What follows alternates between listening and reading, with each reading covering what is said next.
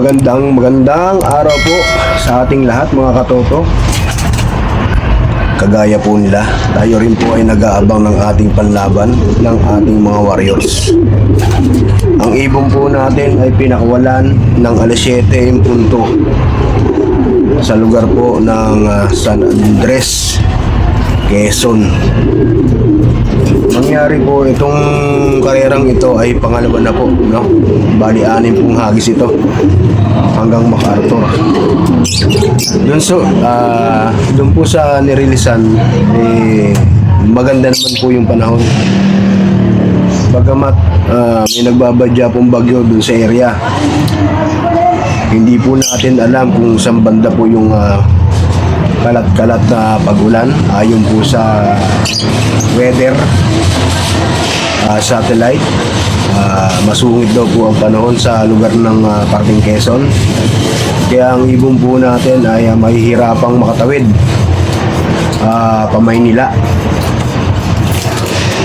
Bagamat ganun po, umaasa pa rin po tayo na makakabalik ng ligtas ang ating mga ibon.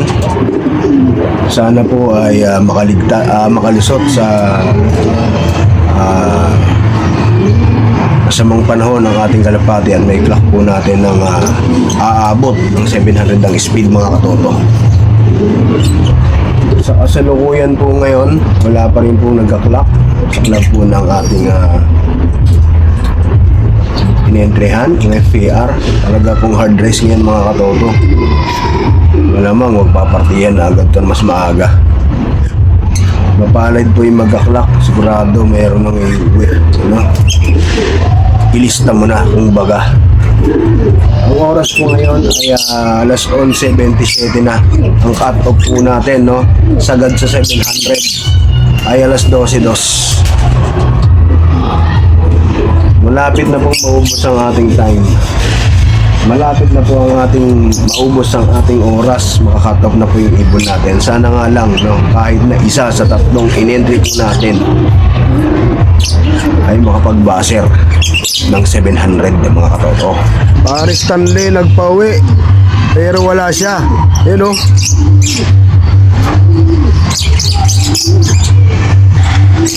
Hey! Ayaw niya nang i-clock, tinamad na.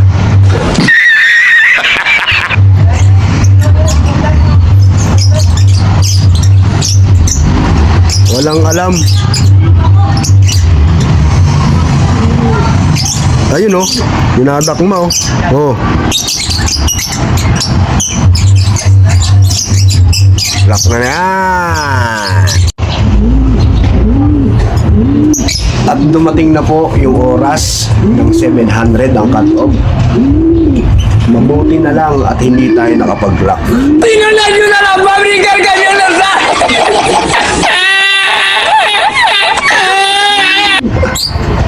Tatlong ibon po natin hanggang ngayon wala pa. Hindi po natin batid kung saan po sila ngayon.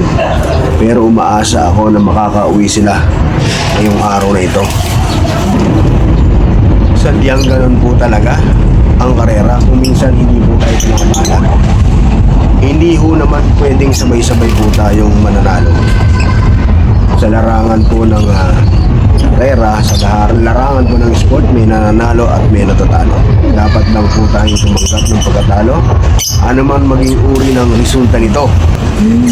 At makapag-load pa ulit tayo next loading bilang pangatlo.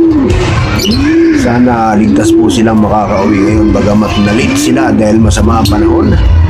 Sa bilang na 7,000 nag-entry o nagkarga sa club, mahigit lang pong 1,400 ang nakapag-clock. Congrats sa lahat ng nakapag-clock. Mabuhay po kayo mga katoto. Peace.